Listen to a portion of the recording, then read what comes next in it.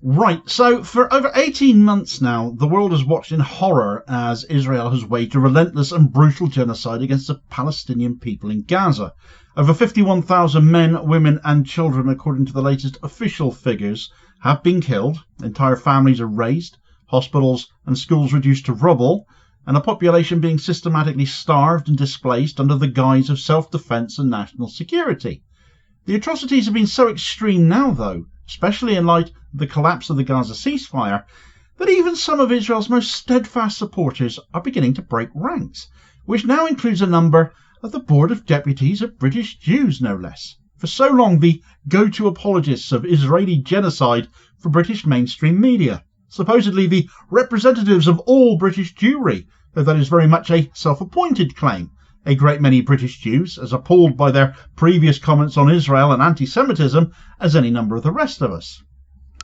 In what is a move I frankly never thought I'd see the day happening, though, a shift amongst a minority of its members, it has to be said, speaking out against the rest, it would seem, have published an open letter in the Financial Times condemning Israel's latest offensive in Gaza, which they describe as the Itamar Offensive, a reference to the foul far-right Israeli minister Itamar Ben-Gvir, and bringing him back into the Israeli government, shoring up Benjamin Netanyahu's support, appearing even to some in the BOD to be the primary motivation for the renewed bloodshed.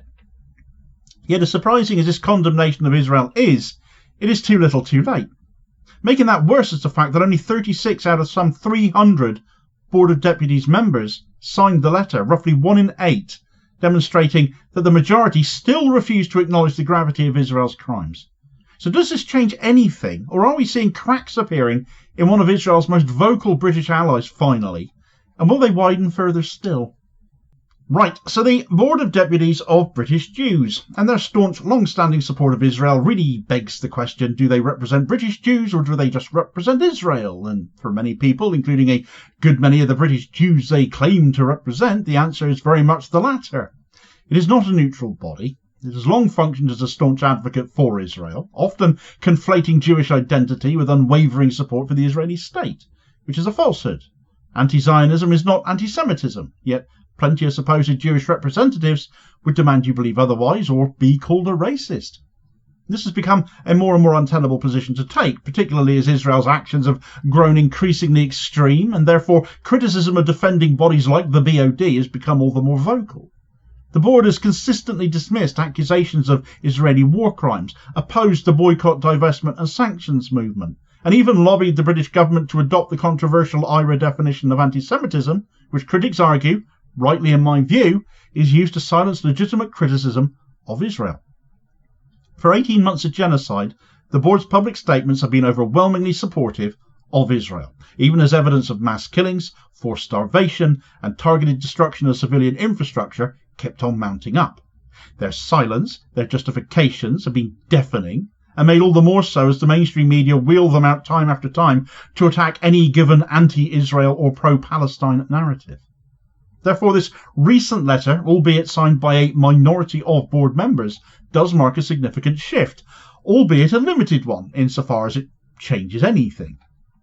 The signatories have written this letter in the Financial Times and behind a paywall at that, so I cannot replicate it here, but an excerpt of Middle East Eye's coverage of the story reads, "In an open letter, 36 members of the Board of Deputies of British Jews, BOD, criticised the Israeli government for resuming its assault on Gaza, warning that Israel's soul is being ripped out.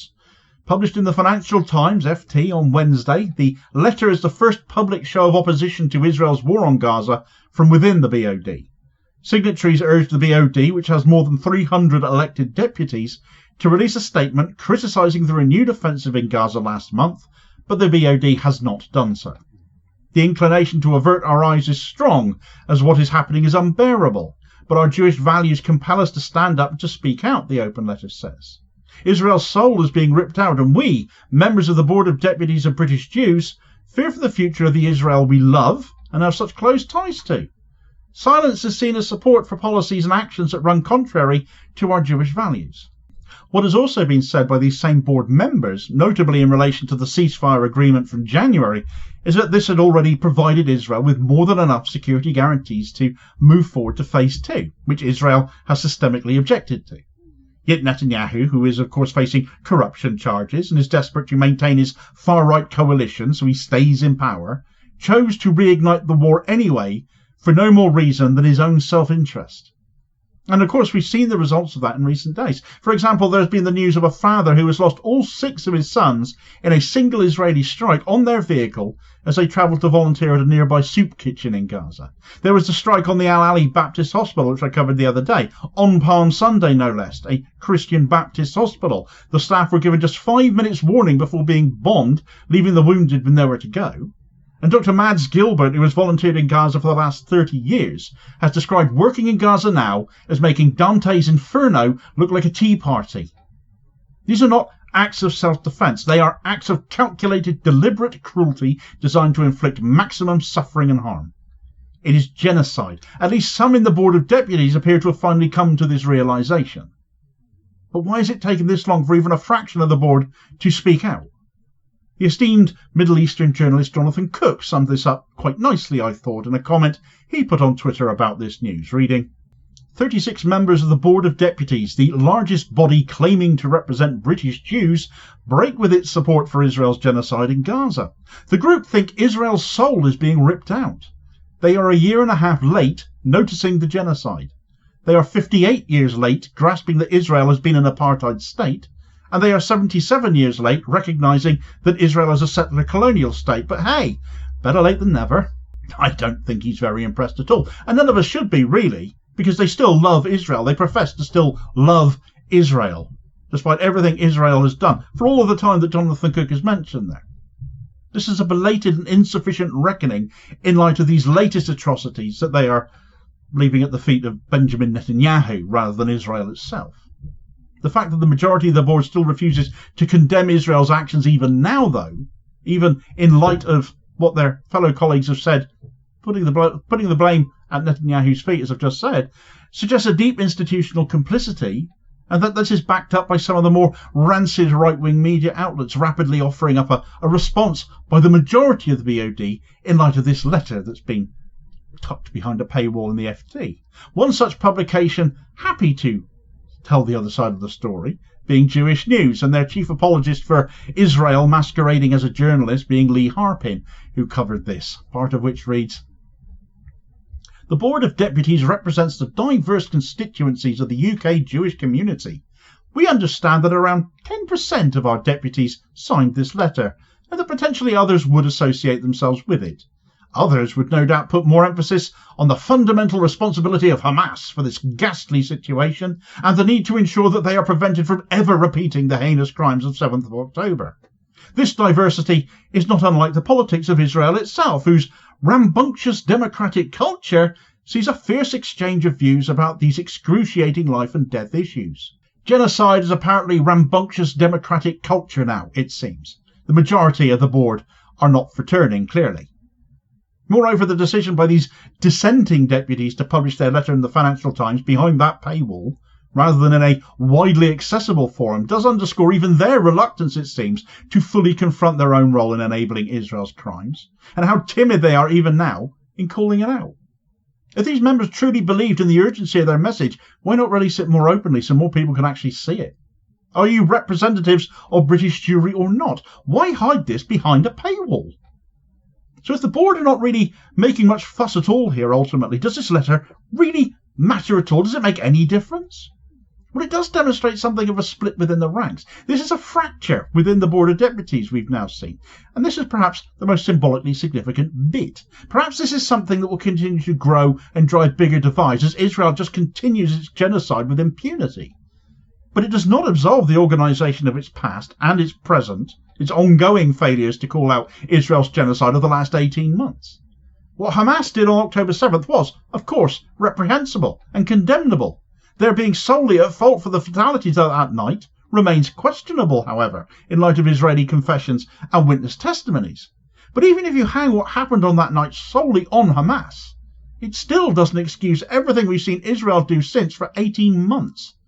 Yet only 10% of the BOD seem to now agree with that point, even now.